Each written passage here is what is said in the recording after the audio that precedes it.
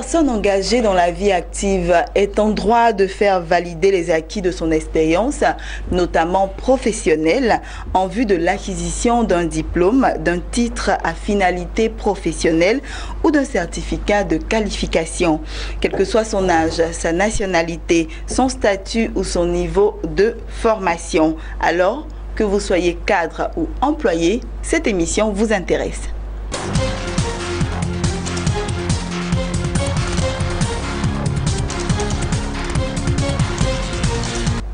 Bonjour à tous, téléspectateurs de Business 24 Africa, vous suivez votre émission Emploi et Carrière et nous sommes aujourd'hui encore avec notre expert consultant en stratégie d'insertion professionnelle. Et pour cette première émission de l'année 2018, nous vous souhaitons une bonne et heureuse année 2018. Bonjour à vous André Kyo. Merci. Merci d'être sur ce plateau. Merci. Voilà, aujourd'hui nous allons parler d'un thème très intéressant.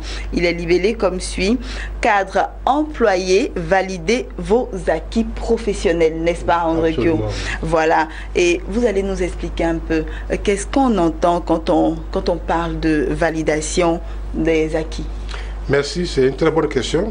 Et nous nous sommes rendus compte qu'il y a une petite injustice, si on peut l'appeler ainsi, qui se passe dans les entreprises, parce qu'il y a certaines personnes qui occupent des postes pour lesquels elles ne sont pas formées forcément, et elles le font pendant 5, 10, 15 ans, elles deviennent experts, elles mettent le boulot, mais elles ne peuvent pas avoir une avancée promotionnelle dans une avancée dans l'entreprise parce qu'elle n'a pas de diplôme. Puisque nous sommes dans les pays francophones, le diplôme est très important. Et donc, la validation des acquis vient combler un vide.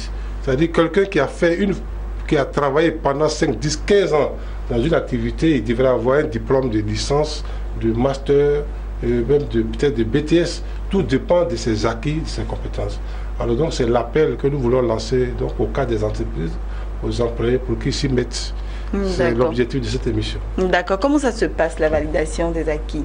Mais comme je l'ai dit tout à l'heure en introduction, la validation des acquis, on prend peut-être quelqu'un qui a un CAP en mécanique, comme la plupart des jeunes mécaniciens qui réparent les voitures, mais qui n'ont pas de diplôme. Donc, il ne peut même pas aller, qui ne peut pas postuler dans une entreprise comme employé. Pourtant, ils maîtrisent bien leur domaine. Ils maîtrisent la voiture, ils maîtrisent le domaine, mais comme il n'a pas fait une école de mécanique, qui lui a délivré un certificat professionnel, ou un BT professionnel, ou bien un BTS professionnel. Il a appris sur le tas, donc. Il a appris sur le tas, il connaît le travail, il le maîtrise, il le fait en un clin d'œil, mais il ne peut pas avoir une promotion dans une entreprise parce qu'il n'a pas de diplôme. Et donc, il faut, si cette personne-là maintenant, ce qu'on leur dit, ils peuvent, ces personnes peuvent donc, elles peuvent donc faire, voir une école spécialisée. Si la personne est dans la mécanique, ou la personne a fait la comptabilité, ou la personne a fait le secrétariat, il y a ces corps de métiers, des gens qui ont fait ça sur le tas, comme vous le dites, et qui n'ont pas de diplôme, peut donc s'adresser, mais à une école. Mais quel type d'école s'adresser? C'est important parce que vous vous adressez à une école qui n'est pas reconnue par l'État, mais votre qualification non plus ne sera pas validée, étant donné que l'État n'a pas encore agréé la validation des acquis professionnels en Côte d'Ivoire, en tout cas à ma connaissance. Et donc il y a des écoles qui le font, mais il n'y a pas un agrément officiel. Donc quand vous le faites, il faut vous assurer que l'école a l'agrément pour vous faire peut-être un marketing. Il voit des gens qui sont des directeurs commerciaux, enfin, ou des responsables commerciaux dans les entreprises, mais qui n'ont jamais fait le marketing, qui n'ont jamais fait le management, qui n'ont jamais fait la vente, qui n'ont pas fait le métier, mais pourtant qui vendent et qui font le chiffre d'affaires de l'entreprise. Alors donc la personne veut avoir un acquis, elle peut donc s'adresser à une école spécialisée pour le faire. Et dans ce cas, il faut se faire accompagner. C'est là qu'on a parlé de l'importance de l'accompagnateur. C'est qui l'accompagnateur? Quelle est son importance? Mais l'accompagnateur, ça peut être un cabinet spécialisé, ça peut être un consultant spécialisé, ça peut être une école dans laquelle vous êtes allé vous inscrire. Mais c'est un peu comme le maître des stages, le directeur des thèses. Celui qui va vous suivre, il va vous encadrer. Celui qui va vous encadrer, il va vous faire le suivi. Donc celui qui va dire, par exemple, voilà le niveau que tu as, ou bien tu es supposé avoir, il t'évalue et il te dit que tu dois compléter par tel niveau de formation théorique. Donc tu vas faire des modules de formation, ou bien on peut te donner directement un certificat. Là, ce n'est pas un diplôme de l'État, mais donner un certificat de formation professionnelle. C'est là. Voilà, ça c'est très important. D'accord, ok. On voit ainsi l'importance de l'accompagnateur. Que gagnent les personnes? Ah non, mais celui qui a... Vous voulez parler de la personne qui a fait la formation? Oui, qui a fait la formation. Oui, mais elle gagne. Vous imaginez, quelqu'un qui n'a pas de diplôme déjà, qui ne peut pas progresser dans l'entreprise. Parce que moi, j'ai vu un cas, une dame qui avait un BT comptabilité. Je prends tout cet exemple à profusion. Elle avait un BT comptabilité. On allait faire un recrutement pour le compte d'une résidence hôtelière. Et il y a des qui sont venus qui avaient les Master 1, Master 2 validés. Mais la dame, elle maîtrisait la comptabilité, depuis les enregistrements jusqu'à la balance et même au bilan. Or, les masters ne pouvaient pas faire ni la balance, encore moins le bilan. Mais la dame le maîtrisait, mais c'est après on s'est rendu compte qu'elle avait fait déjà 15 ans d'activité comme comptable. Oui, elle avait déjà une expérience. Dans un cabinet d'expertise comptable. Et donc, elle a fait des boulots, elle a participé à des séminaires qui sont financés par l'FDF ou bien des séminaires à l'étranger. Donc, elle maîtrisait, mais malheureusement, quand on recrute un BTS, le BTS devient son supérieur hiérarchique. Quand on écoute un master, le master devient supérieur hiérarchique. Donc c'est ce qu'elle m'avait expliqué après. Mais finalement, il faut qu'elle prenne la peine de faire une formation continue avec un cabinet ou bien une école pour valider ses acquis. Donc ce qu'elle gagne déjà, c'est la reconnaissance de son mérite par son diplôme. Déjà, mais le fait d'avoir un certificat de formation professionnelle ou bien BTS, alors que tu avais un CAP ou bien BT, déjà c'est bon. Mais ensuite, tu vas avoir une certification, une attestation ou un diplôme. Donc ça, c'est ce que les gens gagnent. Mais en plus, quand tu as ces diplômes, évidemment, il y avait un blocage. Donc le verrou va être levé et tu vas progresser dans l'entreprise. On peut te nommer chef comptable, directeur financier. Donc, tu vas et c'est le salaire aussi qui augmente. Bon, le salaire augmente, évidemment. Bien sûr. D'accord, c'est bien noté pour les entreprises. Mais est-ce que les entreprises gagnent? Les entreprises gagnent beaucoup parce que les entreprises gagnent déjà. Un personnel qui avait un BT qui était cloisonné et que vous avez encadré, qui a le BTS et qui a vu son salaire augmenter, comme vous le dites, qui a vu même une nomination, mais déjà, elle va faire la promotion de l'entreprise. Et donc, c'est comme si l'entreprise faisait la promotion des ressources humaines. Donc déjà, c'est la promotion des ressources humaines. Et ensuite, vous pouvez utiliser ça comme un outil de communication pour dire, nous, on prend des gens avec le BTS, mais on peut les former grâce au FDF ou bien grâce à des structures agréées pour que vous ayez un doctorat, vous ayez une maîtrise, vous ayez un master, une licence. Donc déjà l'entreprise peut communiquer. Mais en plus, les entreprises, mais on est à la télé, on vous juge par rapport à quoi? On dit telle personne est bien, telle personne, parce que si vous avez la formation, donc déjà, en prenant des gens tout bas, quand vous montez, vous pouvez dire, mais nous on a pris cette personne-là peut-être qui était venue balayer la maison, qui est rentré comme technicien de surface, mais aujourd'hui qui est caméraman, qui est peut-être journaliste, qui est monteur, c'est nous qui l'avons formé. Ouais, vous êtes fiers de l'avoir formé. De faire ça. Donc vous pouvez même faire la promotion. Et déjà, dans la population, on peut trouver que vous prenez les gens, vous les formez, vous les encadrez, vous les laissez. Parce qu'il y a des entreprises qui disent non, moi c'est pas une école s'il n'est pas formé le propre, mais l'entreprise c'est une école, c'est même la maison. Donc vous devrez former les gens. Et aujourd'hui, on a le FDFP qui est le fonds pour le demande de la formation professionnelle, qui est là. L'entreprise ne paye pas. L'entreprise déjà cotise au niveau du FDFP à partir des impôts sur salaire. Et donc, en formant les employés, l'entreprise ne paye plus. D'accord. Voilà, il suffit de déposer un plan de formation au niveau du FDFP.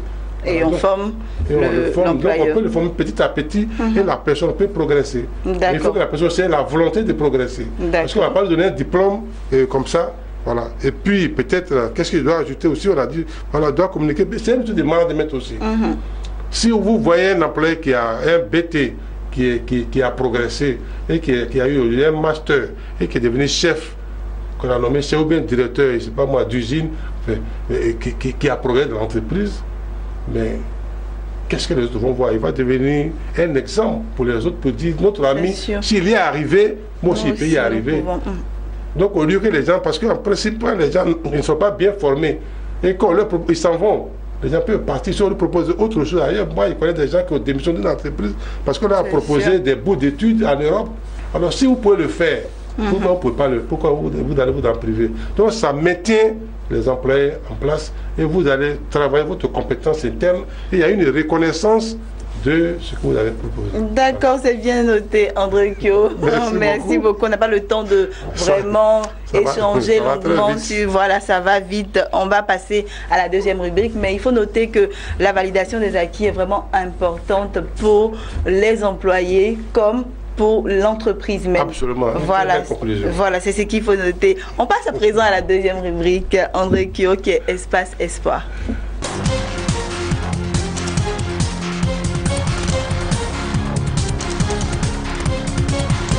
Voilà, nous sommes à la deuxième rubrique, André Kyo. Nous sommes à la rubrique Espace Espoir. Et dans cette rubrique, nous allons présenter le jeu concours emploi et carrière et lancer un appel aux grandes écoles, aux universités, aux cabinets, etc. qui veulent associer leur image à ce jeu concours-là. Je vous laisse toute l'antenne. Merci beaucoup. Mais le jeu continue depuis hier. Nous avons commencé, nous rentrons dans la nouvelle année avec, en prenant beaucoup plus d'entrain. Donc le jeu a pris de l'envergure et chaque fois nous donnons les prix et c'est diffusé, donc tout le monde le voit. Et donc le jeu a été lancé pour que nous aidions. Nous voulons faire l'entrepreneuriat social. Parce que comme on le dit, les masters coûtent cher et tout le monde ne peut pas payer. Africain dit que ça coûte cher. C'est pas parce qu'une formation d'élite, vous devrez mettre de l'argent, mais tout le monde n'a pas les moyens de payer 1 million, 2 millions, 3 millions, 5 millions. Et donc on leur donne les bourses d'études. La seule chose qu'on leur demande, c'est d'appeler le 98 070 pour que on les sélectionne et qu'ils aient leur bourse d'études.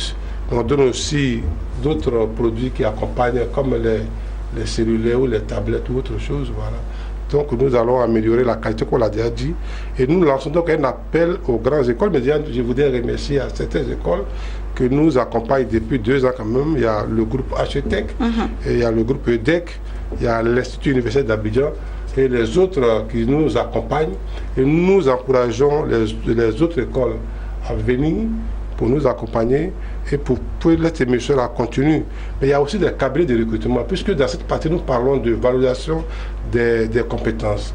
Nous parlons d'insertion professionnelle. Donc, il y a des cabinets de recrutement qui sont nombreux en Côte d'Ivoire, qui peuvent même nous donner, j'allais dire, leurs différents projets de placement, de recherche des cadres que nous pouvons relayer à l'antenne. Voilà. Et donc, nous sommes en communication, en contact avec ces cabinets-là. Nous les encourageons à aller pour qu'on commence à partir de janvier. Et puis, il y a des cabinets de formation continue qui sont agréés par le FDFP, qui existent, qui sont beaucoup, en tout cas en Côte d'Ivoire. À l'époque, il y avait plus de 600 cabinets. Et donc, on peut couvrir leurs séminaires, mais on peut aussi les accompagner pour vendre leurs produits, puisque nous nous adressons aux cadres et aux cadres moins, aux cadres supérieurs. Mais en plus, il y a des résidences hôtelières. Donc, toutes ces entreprises-là, nous sommes disposés à discuter avec elles pour associer leur image. Qu'est-ce qu'on leur propose? On leur propose des spots, on leur propose des capsules, c'est-à-dire aller dans leur entreprise, filmer, distraire les gens. La pub. La pub, voilà. Mais bon, c'est comme des reportages, voilà, donc des reportages classiques, parce que je le dis souvent, nous sommes dans une télé, mais tous ceux qui sont en communication ne me contrediront pas. Un spot classique est moins valorisant que lorsqu'il est associé à une émission. Très souvent, les spots que les gens font, ils font des spots qui se suivent sur les chaînes, mais pratiquement l'effet n'est pas efficace que si ces spots étaient associés à une émission qui est regardée. Parce que déjà, nous avons fait le bilan, on a près de 10 000 personnes qui nous ont appelés, des cadres qui sont des ingénieurs, des TP, qui sont des médecins, il y a des colonnes de gendarmerie, il y a des étudiants en fin de cycle, il y a des cadres commerciaux qui nous ont appelés d'où, mais de Boisflé, de Tabou, de Divo, de Gagnois, de l'intérieur du pays, même du Burkina, du Mali, mais en même temps d'Abidjan. Donc nous sommes vus et à Abidjan, et à l'intérieur du pays, et à l'extérieur de la Côte d'Ivoire. Tout à fait. Donc ils ont intérêt à communiquer avec nous parce qu'ils vont s'adresser à ceux qui peuvent payer leurs produits. Oui. C'est l'arrêt de communiquer dans un environnement où tu tires dans tous les sens. Or ici, tu as l'avantage de parler à ceux qui vont acheter. J'insiste là-dessus. C'est bien noté, André Kyo. Allez tous à vos téléphones et composez le 98 070. C'est ça. Voilà. Mais non, ça c'est pour ceux qui veulent participer au jeu. Mais les cabinets, ils peuvent appeler le fixe ou le 08 89 88 77. D'accord, vous avez toutes les informations qui s'affichent au bas de l'écran pour pouvoir appeler et avoir toutes les informations que vous souhaiterez. Voilà, André Kyo, on poursuit l'émission. Absolument. Voilà, on arrive à la dernière rubrique qui est « Je veux créer mon entreprise ». Et j'aime bien cette rubrique-là particulièrement. Ah, merci. Voilà.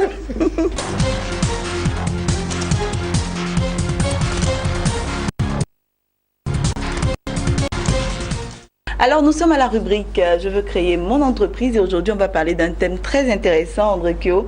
On va parler de l'intrapreneuriat, solution à l'entrepreneuriat. C'est tellement intéressant de le dire comme ça. Voilà, André Kyo, on va définir d'abord l'intrapreneuriat. Qu'est-ce que c'est? Oh, mais bien avant, on va peut-être faire son histoire, parce que c'est un mot qui a près de 40 ans. On peut dire que c'est relativement jeune par rapport aux mots qui sont là depuis des siècles. Mais c'est pas trop connu, on n'en parle pas. Oui, on n'en parle pas, donc c'est pas trop connu, donc c'est pourquoi on va faire son histoire. Pour dire que c'est un mot qui existe, mais qui a créé par un monsieur qu'on appelle Guy Ford de Pinchot, c'est un Américain. Il a créé ce mot-là en 1916, entrepreneuriat. Et donc ce mot a fait son petit bonhomme de chemin et c'est passé par l'Europe, surtout en Suisse. Et en 1987, il a publié plusieurs documents, plusieurs écrits. Et donc, en 1992, donc, il y a l'Académie américaine qui a pris ça comme un mot en part entière et qui l'a introduit dans son dictionnaire. Et donc, ce mot-là existe depuis 1992 comme un mot très officiel, bien que ce mot a été créé par Guy Ford Pinchot, comme on le dit, depuis 1976. Et donc, qu'est-ce que cela veut dire? L'entrepreneuriat, c'est pas trop développé, malheureusement, en Afrique et en Côte d'Ivoire, mais ça peut donner beaucoup plus d'outils, de moyens de mettre aux entreprises, mais beaucoup de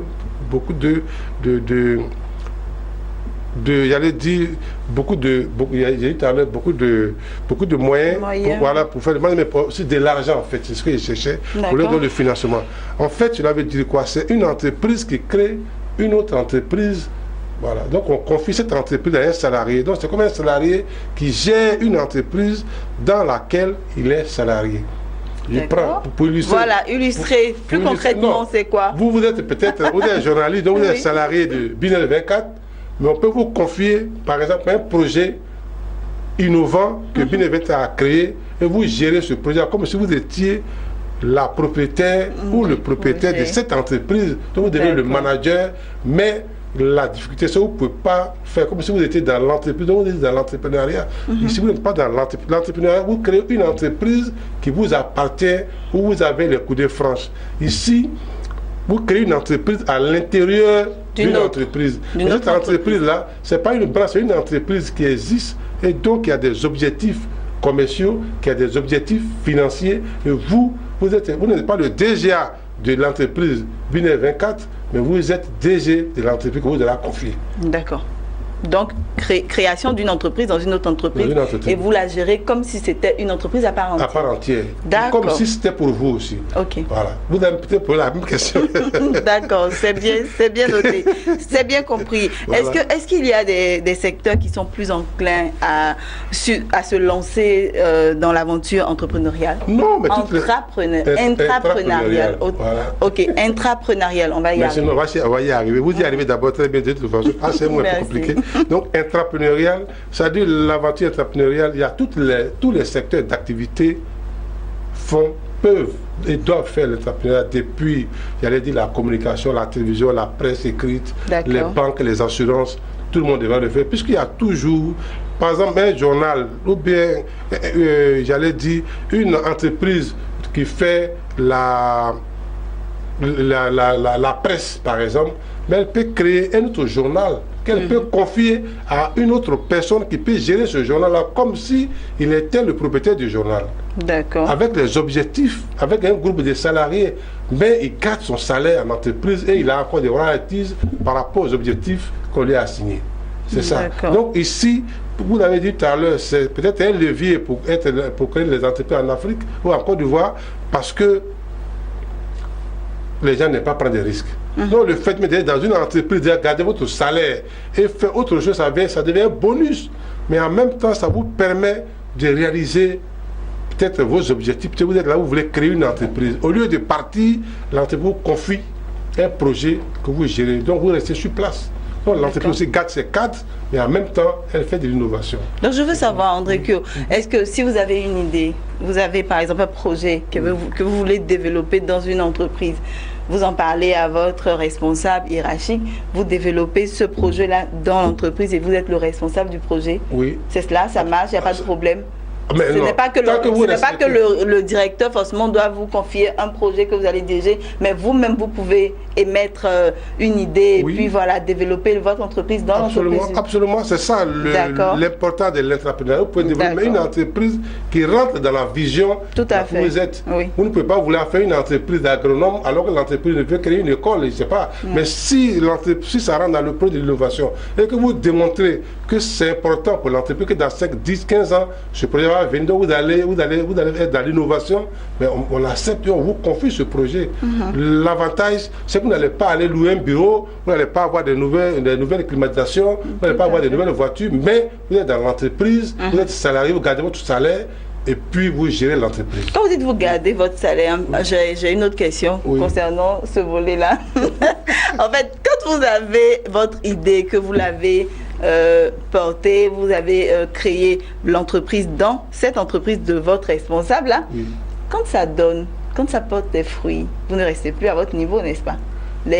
On va dire, c'est partagé après. Oui, non, c'est normal. Quand vous faites de l'argent. Mais quand vous me dites que vous gardez votre salaire, c'est un peu compliqué. Ah non, si c'est vous avez compris autant pour moi, non. Ça veut dire quoi? Vous êtes protégé par le salaire. Parce que quand vous créez une entreprise, comme nous autres, vous n'avez pas un salaire. C'est vous qui concevez votre salaire. Si vous n'avez pas travaillé le mois, vous n'avez rien.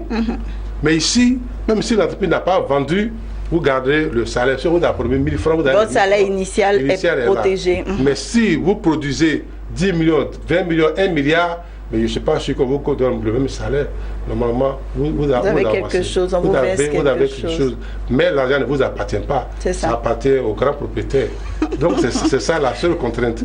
Et en même temps, ça vous permet de travailler de façon presque libre. À votre aise et faire ce que vous voulez. Mais dans l'intérêt de l'entreprise et dans l'intérêt des objectifs que vous avez assignés. Tout à fait, tout à fait. Voilà, André Kyo, et qu'est-ce que gagne le salarié? Le salarié, quand il va exercer ce truc-là, quand il va mettre ce projet-là en place, quand il va gérer ce projet-là et qu'il va développer l'entreprise dans l'entreprise de son patron, mais au sein de l'entreprise du patron, et quel est le bénéfice? Qu'est-ce qu'il va recevoir comme bénéfice? Non, c'est une bonne question, mais déjà, la reconnaissance. Elle a reconnu son mérite. Alors, vous êtes peut-être 150 dans l'entreprise, c'est à vous on a confié ce projet. Du coup, on a le patron, c'est la confiance, donc elle a reconnu du mérite déjà. Tout n'est pas que l'argent, il y a reconnu du mérite, mais en même temps, vous allez mettre en valeur vos compétences. Vous allez mettre en valeur vos idées. Donc déjà ça, c'est important. La satisfaction morale. Oui. Non mais moi j'ai fait le recrutement, mais je vous dis, je connais des cadres qui ont démissionné d'une entreprise avec des grands salaires ou des gros salaires, ou en tout cas des salaires, je ne peux pas dire en termes, mais des salaires vraiment que vous ne pouvez, de toute façon, que vous ne pouvez pas imaginer, mais et qui sont allés dans une autre entreprise, on leur donne peut-être 2 fois moins cher parce que là-bas, ils étaient pris en compte, ils se sentaient respectés, ils se sentaient suivis, ils se sentaient écoutés. Donc la plupart des cadres, en général, ce n'est pas forcément le salaire. Même un jour, on a pris un exemple comme ça. Vous m'avez fait un exemple. Bien sûr. Voilà, d'un DG qui a démissionné, alors que le salaire que vous m'avez proposé, ce n'est pas un salaire en Afrique comme ça, ce type de salaire. N'importe qui aurait couru pour le prendre, mais lui, ça ne l'intéressait pas. Voilà, donc vous comprenez, vous me posez la question, mais vous avez la réponse. Donc, c'est pour les téléspectateurs, André Kyo. Voilà, et on a vu un peu ce que le salarié gagnait et pour l'entreprise. Non, mais l'entreprise, déjà, ça lui permet de conserver, alors on l'a dit, mais ça lui permet de conserver ses employés. Parce qu'il y a un employé qui veut créer une entreprise, mais qui n'a pas les moyens pour le créer. Si vous lui dites, il faut créer cette entreprise, au sein de l'entreprise, vous lui confiez un projet, mais vous gardez en même temps le cadre, parce qu'il va faire le boulot pour lequel il est payé, après il va faire, donc vous gardez les cadres, mais vous faites la promotion, donc vous pouvez me communiquer là-dessus pour dire, notre entreprise, voilà ce monsieur, on lui a confié l'entreprise, il gère, et donc c'est un employé, donc la plupart des cadres vont vouloir venir dans l'entreprise pour qu'on leur confie d'autres projets. au lieu d'aller créer une entreprise et puis avoir tous les risques, mais il est là, il est protégé parce qu'il est toujours salarié, il est protégé. Donc voilà, c'est ce qu'il gagne. Et donc l'entreprise gagne, mais l'entreprise aussi peut communiquer là-dessus, comme tout à l'heure il vient de dire, pour dire voilà ce qu'on a fait. Mais l'entreprise aussi peut, les ressources humaines aussi, c'est la valorisation des ressources humaines. Quelqu'un que vous avez confié une entreprise, il sent valorisé. Peut-être que le monsieur il prenait les taxis pour donner une voiture de service déjà. Donc ça c'est pas mal. Dans la famille, dans ta société, il est bien vu parce qu'il gère une entreprise qui apporte de l'argent, il participe à des réunions, il prend des décisions, il prend des initiatives. Mais en plus, il a un bonus, il gagne aussi de l'argent. Je pense que tout le monde gagne. Tout le monde gagne. Donc c'est pourquoi on fait cette émission. C'est peut-être un mot, mais il faut peut-être on va lancer un appel à l'État pour que l'État crée des conditions, il y a des dits réglementaires pour que les gens le fassent. Oui. Parce qu'en Afrique déjà, on peut peut-être extrapoler, les gens peuvent créer, il y a des gens qui gèrent des petites entreprises dans l'entreprise, même si ce n'est pas ça l'objectif, mais ils gèrent des petites entreprises. Mais si l'État codifie, si l'État codifie, il réglemente, mais déjà ça peut aider la population à apprendre à créer leur propre entreprise. Parce que si vous créez une entreprise, l'entreprise devient un centre d'incubation pour vous. C'est ça. Et à un moment donné, déjà se former. Vous former. Il n'y a rien de tel, on le dit très souvent, la seule chose qu'on ne peut pas vous arracher, c'est ce qui est dans votre tête. L'argent, vous pouvez perdre. On peut bloquer vos comptes, on ne peut pas bloquer vos cerveaux. Donc quand vous êtes formé, vous êtes efficace, mais vous pouvez sortir de la Côte d'Ivoire, vous allez briller ailleurs. Oui, voilà. Donc ce n'est pas l'argent qui fait briller, c'est le cerveau qui fait briller. Et donc c'est les connaissances, le savoir. C'est les acquis, c'est pourquoi on est ici là-dessus. Parce que si vous avez tout perdu, on a tout bloqué, vous partez aux États-Unis, mais vous pouvez mettre vos compétences en valeur. Mais si vous avez l'argent ici, vous arrachez, vous faites quoi? Rien du tout. Bon. C'est bien noté, André Kyo. En conclusion, qu'est-ce qu'on retient? Mais c'est pour lancer, tout à l'heure, je vais insister, on lance un appel à tous nos téléspectateurs, on leur dit merci. D'abord, voilà, on leur dit merci. On leur dit merci parce que... Merci de suivre tout le temps, emploi et carrière. C'est pas des 10 000, et plus... Des mails, on reçoit, des SMS, des appels, vraiment, c'est... Vous êtes formidables. Oui, ils sont formidables. Et puis on dit merci aussi à Digital Virgo qui est le partenaire qui fait ce jeu-là, mais qui m'a envoyé la liste de tous ceux qui ont appelé depuis 3 mois. Il y a près de 10 000, c'est 900 et quelques personnes, ça fait, 9800 et quelques, ça fait reste plus de 100 personnes qui font 10 000. Non, c'est près de 10 000 personnes qui ont appelé. Mais des cadres, parce qu'à chaque fois que tu appelles, c'est les cadres supérieurs et les cadres moyens qui suivent Business 24 et qui suivent en pleine carrière. Et donc, les entreprises, les écoles qui veulent faire les formations de qualité, qui font des formations de qualité, ont intérêt à communiquer à Business 24. Tout à fait. Là, j'insiste là-dessus. Oui. J'insiste là-dessus. Oui. Et puis ensuite, peut-être, on a parlé de la base des acquis professionnels. On demande aux jeunes de continuer à aller à l'école, de se former, parce que c'est ce que vous avez dans votre tête là qui vous appartient. Oui. Et les entreprises de s'ouvrir sur l'entrepreneuriat. Ça permet de conserver les cadres, au lieu que les cadres se promènent et fassent le nomadisme professionnel, ils peuvent rester sur place, on peut faire leur promotion. Voilà ce qu'on leur disait. Ce début d'année, voilà, et on espère que l'année sera merveilleuse. Merci André Kyo, voilà, on espère que l'année sera merveilleuse pour vous, chers téléspectateurs, et on espère que vous allez continuer de nous suivre, de suivre cette émission, et puis de nous appeler aussi, pourquoi pas, de nous appeler pour des informations que vous souhaiterez avoir, afin que, ou pour des suggestions, afin d'améliorer, voilà, on en a besoin. Voilà, merci de continuer de nous suivre, chers téléspectateurs. C'était Emploi et carrière avec André Kyo et Marie-Josée Kouassi. Je vous souhaite une très bonne suite de programmes sur Business 24 Africa. Merci, bonjour.